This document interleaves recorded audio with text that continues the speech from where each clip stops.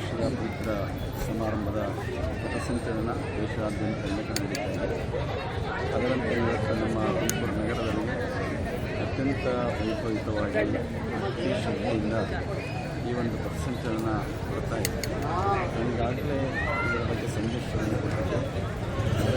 ಯಾವತ್ತೂ ಕೂಡ ಭಾಗವಹಿಸುವಂಥವರು ದೇಶಭಕ್ತಿ, ಶಿಸ್ತು, ನ್ಯಾಯ ಇವುಗಳನ್ನು ಇಟ್ಟುಕೊಂಡು ತಮ್ಮನ್ನು ತಾವು ಸಮರ್ಪಣೆ ಮಾಡಿಕೊಳ್ಳುವಂಥ ಒಂದು ಮನೋಭಾವ ಇರುವಂಥದ್ದು. ಈ 100 ವರ್ಷದ ಹಿಂದೆ ಏನು ನಿಜವಾರವರು ಪ್ರಾರಂಭ ಮಾಡಿದಂಥ ಒಂದು ಸಂಸ್ಥೆ ಇವತ್ತು ಹೆಮ್ಮರವಾಗಿ ದೇಶ ವಿದೇಶಗಳಲ್ಲಿ ಕೂಡ ವ್ಯಾಪಿಸಿ ಬೆಳೆದಿರುವಂಥದ್ದು. ಕೋಟಿಗಟ್ಟಲೆ ಜನ ಇದರಲ್ಲಿ ಭಾಗಿಗಳಾಗಿ ತಮ್ಮ ಸೇವೆಯನ್ನು ಸಲ್ಲಿಸುವಂಥ ಒಂದು ಕೆಲಸವನ್ನು ಮಾಡ್ತಾ ಇದ್ದಾರೆ. ಇವೆಲ್ಲ ಭಾರತೀಯರಾಗಿ ಭಾರತ ಮಾತೆಯ ಮಕ್ಕಳಾಗಿ ನಾವೆಲ್ಲ ಬದುಕಬೇಕಾಗಿರುವಂಥದ್ದು.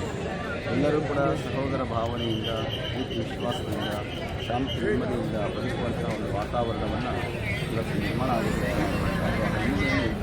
ಎಲ್ಲ ಸಂಘ ಸಂಸ್ಥೆಗಳು ಕೂಡ ಎಲ್ಲರಲ್ಲಿ ಮಕ್ಕಳಿಂದ ಹಿರಿಯರವರೆಗೆ ದೇಶಭಕ್ತಿ, ದೇಶದ ಬಗ್ಗೆ ಅಭಿಮಾನ, ಪ್ರೀತಿಯನ್ನು ಎಲ್ಲರೂ ಕೂಡ ಹೊಂದಬೇಕಾಗಿದೆ. ನಾವು ಯಾರೇ ಇರಲಿ, ಏನೇ ಆಗಿರಲಿ, ಪ್ರತಿಯೊಬ್ಬರು ಕೂಡ ಭಾರತೀಯರಾಗಿ ಬದುಕಬೇಕಾಗಿದೆ. ಭಾರತೀಯರಾಗಿ ನಾವು ಯಾವತ್ತೂ ಕೂಡ ನಮ್ಮ ರಾಷ್ಟ್ರಗೀತೆ, ರಾಷ್ಟ್ರಧ್ವಜ ಮತ್ತು ಸಂವಿಧಾನ ಈ ಮೂರನ್ನು ನಾವು ಯಾವತ್ತೂ ಪಾಲನೆ ಮಾಡ್ಕೊಂಡು ಬರಬೇಕಾಗಿರುವಂಥದ್ದು. ಈ ಹಿನ್ನೆಲೆಯನ್ನು ನೋಡಿದಾಗ 100 ವರ್ಷಗಳ ಒಂದು ಎತ್ತರದ ಸಾಧನೆ